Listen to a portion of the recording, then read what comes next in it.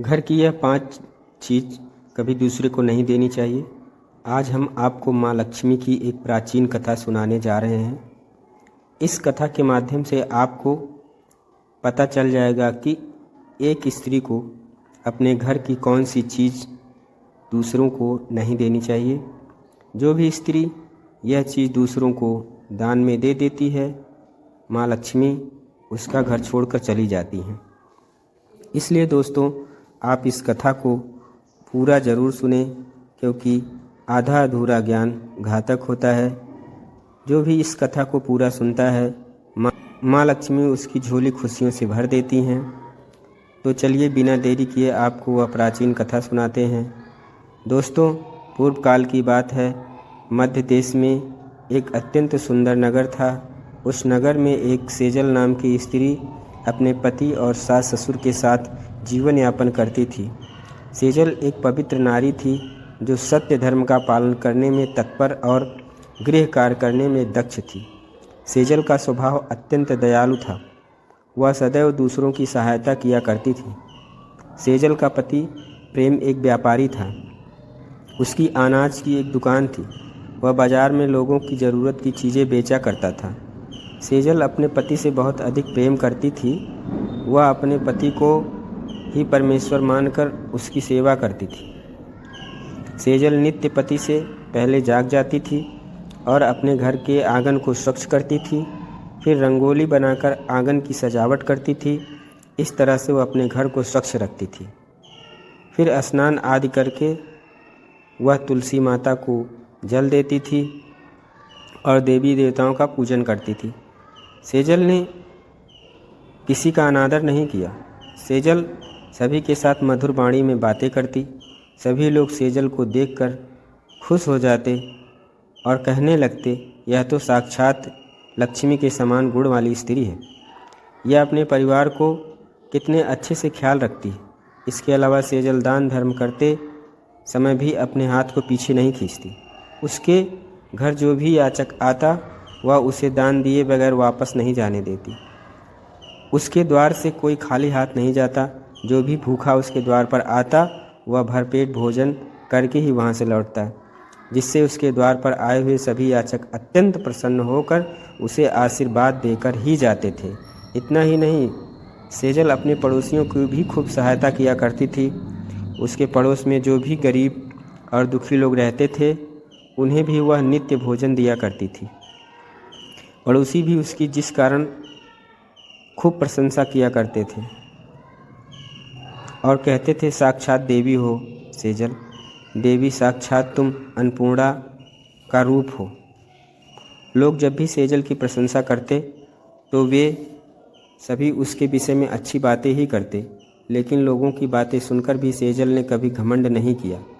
वह उन सभी को आदर और सम्मान से ही बातें किया करती थी। फिर एक दिन की बात है, सेजल के घर एक पड़ोसन आती है और सेजल उसका स्वागत करती है और बड़े प्रेम से पूछती है, आज किस कारण से तुम्हारा मेरे घर आना हुआ? यदि कोई वस्तु चाहिए तो मुझे मांग लो, तुम्हारी अवश्य मदद करूंगी। सेजल की पड़ोसन कहती है, बहन, आज मेरे घर बहुत से रिश्तेदार आए हैं। उनके लिए मैं भोजन बना रही हूँ, इसलिए मैं तुम्हारे पास रोटी बनाने के लिए चकला, बेलन और तवा मांगने आई हूँ। यदि तुम कुछ समय के लिए मुझे चकला, बेलन और तवा दे दोगी तो बड़ी कृपा होगी। काम हो जाने के बाद तुम्हें जल्दी ही लौटा दूंगी। सेजल कहती है, बहन, इसमें क्या बड़ी बात है? अभी मुझे चकला बेलन की आवश्यकता नहीं है, इसलिए तुम मेरा चकला, बेलन और तवा ले जा सकती हो। रुको, मैं अभी लाकर देती हूँ। फिर सेजल रसोई घर में जाती है और चकला, बेलन, तवा लाकर अपनी पड़ोसन को दे देती है। पड़ोसन बोलती है, बहन, बहुत बहुत धन्यवाद। आज तुमने मेरा काम सफल कर दिया। मैं अपने मेहमानों को भोजन कराकर तुम्हारा चकला, बेलन जल्दी ही तुम्हें लौटा दूंगी। सेजल कहती है, बहन, चिंता की कोई बात नहीं है। जब तुम्हारा कार्य पूर्ण हो जाए तब तुम मुझे मेरा चकला, बेलन और तवा लौटा देना।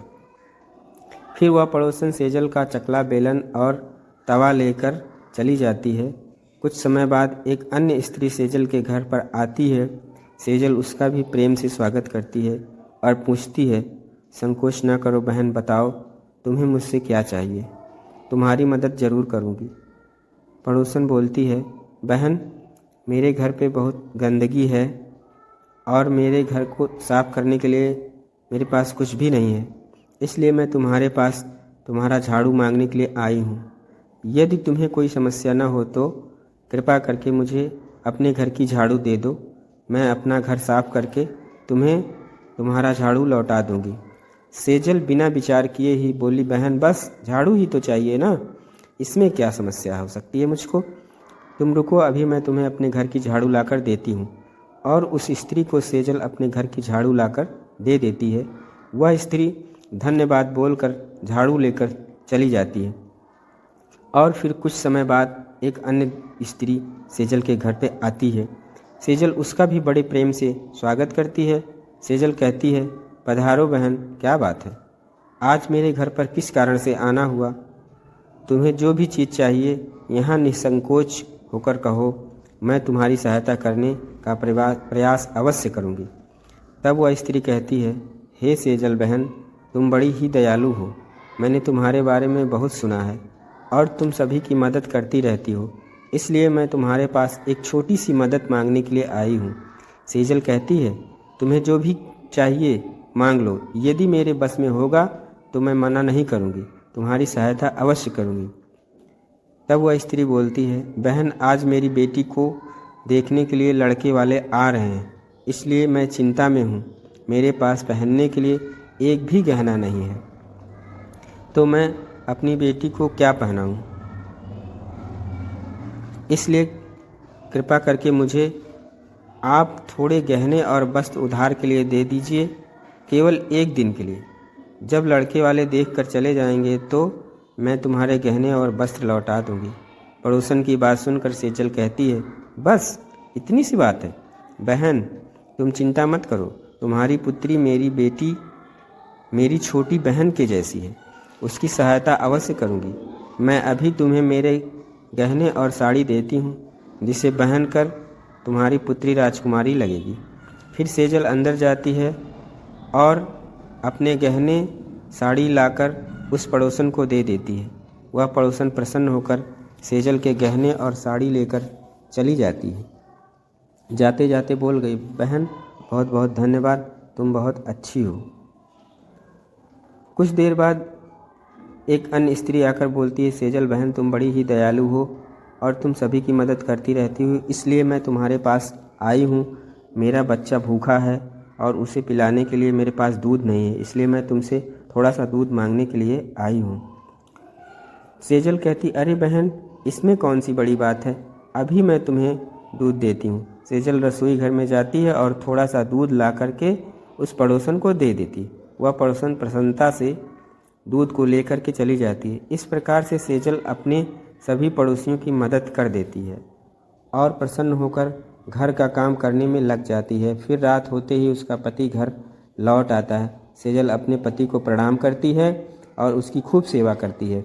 रात को दोनों पति पत्नी आनंद से सो जाते हैं। फिर दूसरे दिन जागते हैं तो उन्हें एक बहुत ही बुरी खबर सुनाई पड़ती है। एक आदमी दौड़ते हुए सेजल के घर पर आता है और सेजल के पति से कहता है, भाई कल रात को किसी ने आपकी दुकान लूट ली और सारा माल गायब है। सेजल का पति एकदम से घबरा जाता है और दौड़ते हुए अपनी दुकान पर जाता है तो देखता है कि उसकी दुकान में रखा हुआ सारा धन भी चोरी हो गया है। वह बहुत दुखी होता है। अब दुखी और निराश होकर वह घर लौटता है और सेजल को सारी बात बताता है, जिसे सुनकर सेजल बहुत दुखी होती है।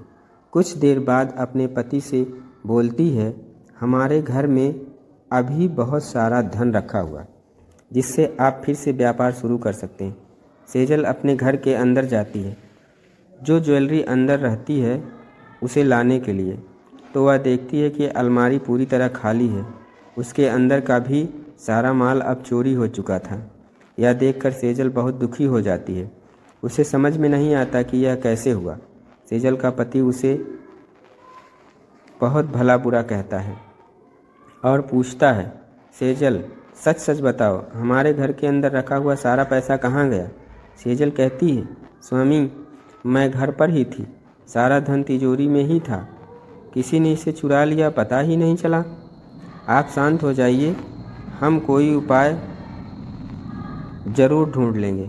सेजल का पति कहता है, यह जो तुम दूसरे लोगों की घर पर बुलाकर सेवा करती हो, अनजान लोगों को घर में बुलाती हो, उसी का फल है, या उन्हीं में से किसी ने हमारे सारा पैसा चुरा लिया। क्रोध में आकर सेजल का पति उसे भला बुरा कहता है। सेजल की सास भी उसे खूब कोसती है और कहती है, बिना सोचे किसी भी व्यक्ति की मदद कर देती हो, उसी में से किसी ने सारा पैसा चुरा लिया। घर के सभी लोग सेजल को भला बुरा कहने लगते हैं। फिर सेजल अपने पति को दिलासा देते हुए कहती है, मैंने मेरे कुछ गहने हमारी पड़ोसन को दिए हैं, मैं उसके पास से गहने लेकर वापस आती हूँ। फिर सेजल उस गरीब पड़ोसन के घर पर जाती है तो देखती है उसके घर पर कोई नहीं है। वह स्त्री भी घर छोड़कर सेजल के गहने लेकर भाग गई होती है। सेजल निराश होकर घर लौटती है और अपने पति को सारी बात बता देती है। सेजल की बात सुनकर उसका पति आग बबूला हो जाता है और सेजल को भला बुरा कहने लगता है। सेजल का पति कहता है, सेजल तुम बड़ी मूर्ख हो, तुम्हारे ही कारण हमारा सारा धन वैभव चला गया है। तुम्हारे दान देने की आदत के कारण ही हमारे ऊपर यह मुसीबत आन पड़ी है। अब तू इस घर में नहीं रह सकती, तू अभी इसी क्षण इस घर को छोड़कर चली जा। सेजल कहती है, स्वामी, इस दुनिया में मेरा आपके सिवाय कोई नहीं है, मैं आपको छोड़कर कहाँ जाऊँ। फिर भी उसका आदमी चिल्लाता है, उसकी एक न सुनता है और बोलता है, अब तू इस घर में नहीं रह सकती, तुम्हारे कारण मेरा सब कुछ बर्बाद हो गया है। तू इस घर में रहेगी तो जो भी बचा खुचा है सब नष्ट हो जाएगा। सेजल बोली, स्वामी, मैंने कोई अपराध नहीं किया है, मैं आपके बगैर जीवित नहीं रह सकती। आप मुझे घर से ना निकालिए, मैं कहाँ जाऊँगी। तू कहीं भी जा, लेकिन अब इस घर में नहीं रह सकती। तेरे ही कारण मेरा सब कुछ बर्बाद हो गया। तू इस घर में रहेगी तो बचा खुचा नष्ट हो जाएगा। सेजल अपने पति से हाथ जोड़कर विनती करती, स्वामी ऐसा ना कहिए, मैंने कोई अपराध नहीं किया है। लेकिन वो मानता नहीं है, उसको धक्के मार करके घर से बाहर निकाल देता है और कहता है, अब तू इस घर में नहीं रहेगी और दोबारा लौट कर भी मत आना। चाहे तो किसी नदी में कूद कर अपनी जान दे दे, लेकिन तू इस घर पर और मेरे साथ नहीं रह सकती। सेजल दुखी होकर रोने लगती है, अपने पति के घर को छोड़कर चली जाती है। चलते चलते सेजल माता लक्ष्मी के मंदिर में जाती है और माँ लक्ष्मी से प्रार्थना करते हुए बोलती है, माँ, मैं तो नित्य आपकी पूजा करती थी, फिर भी आपने मेरा घर क्यों छोड़ दिया। कृपया मुझे बताओ माँ, मैंने ऐसा क्या किया है, आप मुझसे रूठ क्यों गई हो। सेजल वहीं पर बैठकर सोचने लगती कि यदि मेरे पति मुझे स्वीकार नहीं करेंगे तो मैं जीवित रहकर क्या करूंगी। यदि मेरे ही कारण मेरे पति की दुर्दशा हुई है तो मुझे जीवित रहने का कोई अधिकार नहीं है। इतना सोचकर सेजल अपने प्राण देने के लिए नदी की तरफ प्रस्थान कर जाती है। नदी के पास जाकर सेजल माता लक्ष्मी से प्रार्थना करती, माँ, अब मैं अपने प्राण देने जा रही हूँ। यदि मेरे द्वारा तुम्हारी पूजा में कोई कमी रह गई हो तो मुझे माफ़ कर देना। मैं अपने पति के बगैर जीवित नहीं रह सकती, इसलिए मैं इस नदी में कूदकर अपने प्राण दे दूंगी। इतना कहकर सेजल नदी में कूदने ही वाली थी कि साक्षात माँ लक्ष्मी उस स्थान पर प्रकट हो जाती हैं और माँ लक्ष्मी प्रकट होते ही बोलती हैं, रुक जाओ पुत्री, तुम यह क्या कर रही हो। सेजल आंखें खोलकर देखती है कि साक्षात माँ लक्ष्मी उसके सामने खड़ी हैं। माँ लक्ष्मी के दर्शन करके सेजल बहुत प्रसन्न हो जाती है और माँ को बारंबार प्रणाम करती है। माँ लक्ष्मी कहती हैं, मनुष्य को स्वयं अपने प्राण लेने का अधिकार नहीं है, यह महापाप है। ईश्वर ने जो शरीर प्रदान किया है उसे ऐसे नष्ट नहीं करना चाहिए। सेजल कहती है, हे माँ, मैं विवश हूँ, मेरे पति ने मेरा त्याग किया है और स्त्री को अपने पति को छोड़ करके नहीं रहना चाहिए। मैं अपने पति को छोड़कर जीवित नहीं रह सकती, इसी कारण से मैं अपने प्राण देने जा रही हूँ। देवी लक्ष्मी कहती हैं, सुकन्या, मैं सब कुछ जानती हूँ और यह भी जानती हूँ कि तुम्हारे पति ने तुम्हारा त्याग किया है। तुमने अनजाने में जो कुछ चीज़ें दान किया था उसमें मेरा वास होता है, इसी कारण मुझे तुम्हारा घर छोड़कर जाना पड़ा। जो भी स्त्री अपने घर की वो चीज़ें दान कर देती है जिसमें मेरा वास होता है, तो मुझे उन वस्तुओं के साथ ही उसका घर छोड़कर जाना पड़ता है। सेजल पूछती है, माँ ऐसी कौन सी वस्तुएं हैं जिनका भूलवश मैंने दान कर दिया है? कृपया मुझे बताइए माँ, मैंने कौन सी वस्तु का दान किया है जिस कारण से आपने मेरा घर त्याग किया है? देवी लक्ष्मी कहती हैं, पुत्री अब तुम ध्यान से सुनो। मैं तुम्हें उन चीज़ों के बारे में बताती हूँ जो किसी भी स्त्री को दूसरों को नहीं देनी चाहिए। जिस घर से इन सब चीज़ों का दान हो जाता है, मुझे मजबूरी में वो घर छोड़कर जाना होता है। सुनो सेजल, सबसे पहली वस्तु चकला बेलन और तवा किसी भी स्त्री को दूसरे को नहीं देना चाहिए। रसोई घर में इन वस्तुओं का सबसे अधिक महत्व होता है। इन वस्तुओं की पवित्रता सदैव ही बनी रहनी चाहिए। इन्हीं वस्तुओं से भगवान विष्णु को प्रसाद बनाया जाता है और तवे पर बनी पहली रोटी भी गाय को खिलाई जाती है। इसलिए इन वस्तुओं को हमेशा स्वच्छ और शुद्ध रखना चाहिए। दूसरों को देने पर यह अपवित्र हो जाती है और फिर इनका उपयोग करना अशुभ फल प्रदान करता है। सेजल, तुमने अपने रसोई घर के चकला बेलन और तवा अपनी पड़ोसन को देकर सबसे बड़ी भूल की। आगे माँ लक्ष्मी कहती हैं, सेजल अब तुम दूसरी वस्तु के विषय में सुनो। तुमने अपनी पड़ोसन को अपने घर में रखी हुई झाड़ू ही दे दी, जिस वस्तु में मेरा सदैव वास होता है। जो वस्तु मुझे सबसे अधिक प्रिय है, तुमने उसे ही दूसरे को दे दिया। फिर मैं तुम्हारे घर में कैसे ठहरती? सेजल, जो स्त्री अपने घर की झाड़ू दूसरों को दे देती है, मैं उसके घर पर नहीं रहती, उसके घर को त्याग कर देती हूँ।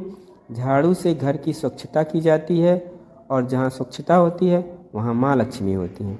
ध्यान रखना सेजल, घर में झाड़ू को हमेशा छुपा कर रखना चाहिए। झाड़ू को बाहरी व्यक्ति की दृष्टि इसमें नहीं आनी चाहिए। झाड़ू एक अत्यंत पवित्र वस्तु है। माँ लक्ष्मी कहती हैं, सेजल अब तुम तीसरी वस्तु के विषय में सुनो जो एक स्त्री को कभी दूसरे को नहीं देनी चाहिए। वह वस्तु है आभूषण। एक स्त्री को अपने आभूषण कभी अन्य महिला को नहीं देने चाहिए। मैं सदैव ही आभूषणों में वास करती हूँ। स्त्री के 16 श्रृंगार में गहनों का बहुत ही अधिक महत्व है। एक विवाहित स्त्री को अपने आभूषण कभी अन्य स्त्री को पहनने के लिए नहीं देने चाहिए। जो स्त्री अपने आभूषणों को अन्य स्त्री को दे देती है, उसके जीवन में दुर्भाग्य आता है। सेजल, अब मैं तुम्हें चौथी वस्तु के विषय में बताती हूँ। किसी भी मनुष्य को शाम को अपने घर से सफ़ेद वस्तु का दान नहीं करना चाहिए, किंतु तुमने शाम के समय दूध का दान किया था। शाम को दूध का दान करने से जीवन में दुर्भाग्य आता है।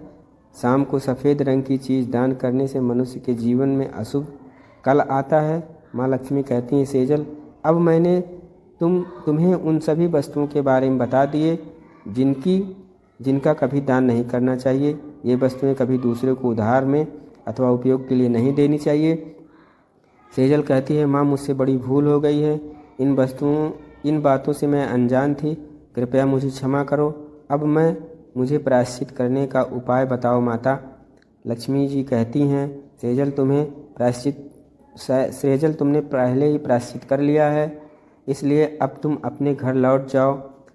मैंने तुम्हारा संपूर्ण वैभव धन संपत्ति लौटा दी है। इतना कहकर माँ लक्ष्मी उस स्थान से अंतर ध्यान हो जाती हैं। फिर सेजल माँ लक्ष्मी को धन्यवाद करती है और उस स्थान से घर की ओर प्रस्थान करती। तभी उसका पति उसे ढूंढते हुए उसकी तरफ आता है और सेजल को वापस अपने घर ले जाता है, क्षमा मांगता है और कहता है, सेजल मुझे माफ़ करो, मैंने तुम्हें बहुत भला बुरा कहा। तुम तो साक्षात देवी के समान हो। माँ लक्ष्मी की कृपा से हमें अपना सारा धन वैभव वापस मिल गया है। जिन लोगों ने हमारा धन लूट लिया था, उन सभी ने हमारा धन हमें लौटा दिया है और तुम्हारा नाम लेते हुए क्षमा मांग रहे थे। यह सुनकर सेजल बहुत प्रसन्न होती है और अपने पति के साथ घर पर लौट आती है। माँ लक्ष्मी की कृपा से सेजल के घर में फिर से सुख समृद्धि और शांति आ जाती है और उसके बाद से सेजल ने अपने घर की इन 5 चीज़ों को किसी को न देने की कसम लेती है।